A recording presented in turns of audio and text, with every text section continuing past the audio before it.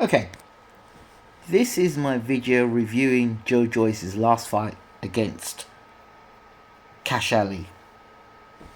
Now, bear in mind, uh, James Ali Bashir has always been, or Uncle Bashir has always been a fan of Kash Ali. He's always talked about his skills and how good Kash Ali is. And actually, I would actually like to see what Uncle Bashir could do with Kash Ali. Okay, but that's a separate topic for a separate day.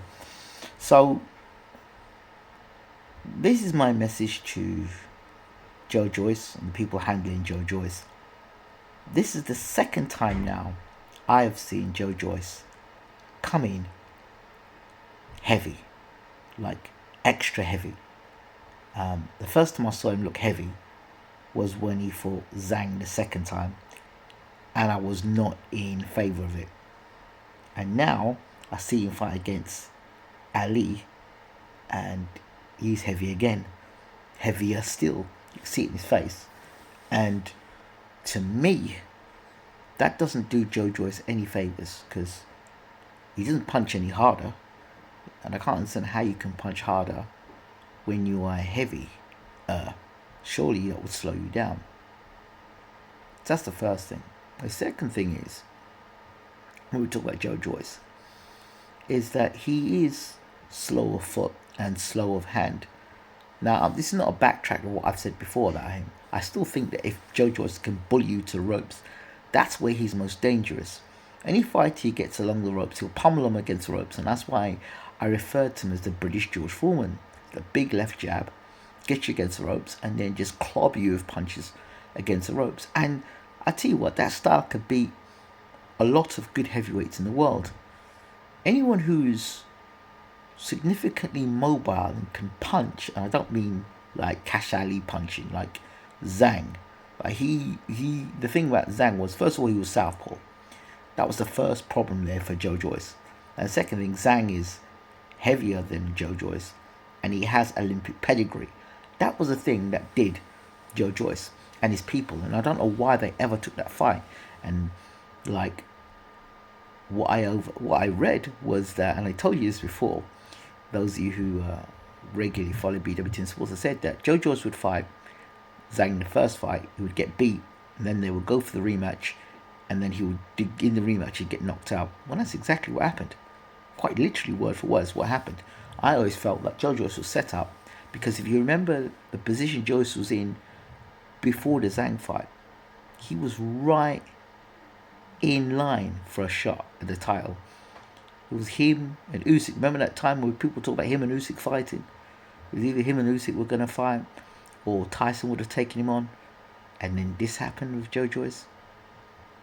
Now, I don't know who's advising Joe Joyce now, but if he is serious and wants to fight at elite level, there's a few things he needs to consider. One of the things he really needs to think about today is that what's my best fighting weight?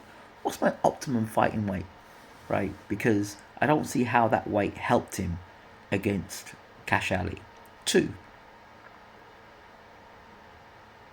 if I'm getting caught with big shots against Kash Ali, right? I'm getting hit with big, literally overhand rights. Like, Kash Ali was throwing punches for the back of the arena, and Joe Joyce still was getting hit by those shots. So, I want to know what his trainer's doing, or whoever his trainer may be. Like I said about Ishmael Salas, like terrible in terms of defensive, because Joe Joyce can punch. He's got a good chin, but the best chin is one that doesn't get hit, not one that keeps getting hit over and over and over again. And in that fight against Kash Ali, he looked slower. We know why. Obviously, he was heavier. He looked ponderous at times, and not only he looked ponderous, he was easy to hit, more easy to hit than normal. Now, God forbid he was getting hit by somebody like Deontay Wilder. I mean, I'm talking about a Deontay Wilder who's active and, got it together. Not this Deontay Wilder now who, as far as I'm concerned, should retire. But, a guy like Frank Sanchez. I mean, you know what? People might think I'm crazy for saying this. I'd like to see him in with Ortiz, although Ortiz has got a fight coming up now soon. But I'd like to have seen him against Ortiz, Frank Sanchez, even Herkovic. Because Herkovic I don't rate. And I think that, they talk about Dillian White, and Dillian White can punch with the left hook. The problem I've got with Dillian White is that even in the Christian Hammer fight, which I will talk about, I won't want to see White on the ropes against Joyce. White has got a good left hook on him, and Joyce is there to get hit. But is he getting around? Like, if White can't hurt Joyce with that left hook, right? And Joyce is able to connect, I don't really rate White's chances in terms of punches. But that's another fight for another day. Again, if you're talking about being an elite fighter, that sort of shape is not going to get you into being an elite fighter. You know why you're going to fight at elite level like that, in that shape. I'm sorry. Can't do it. Cannot do it. And whilst I referenced George Foreman, and I call Joyce British George Foreman, George had a cross-arm defense as well. When he was getting hit by Holyfield, he had that cross-arm defense. I'd like to see Joe Joyce employ that defense, because it just seems to me that Joyce is unwilling or unable to change, and he is a car crash waiting to happen yet again.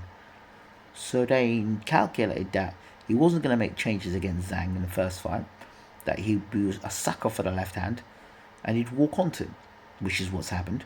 And in rematch, no adjustments would be made. Zhang would be that much more confident. And now, because Joyce wouldn't make the adjustments, they brought you the right hook as well. So he walked onto the left and walked onto the right hook and got knocked out. So I don't. You're coming back to do what? And what are the improvements?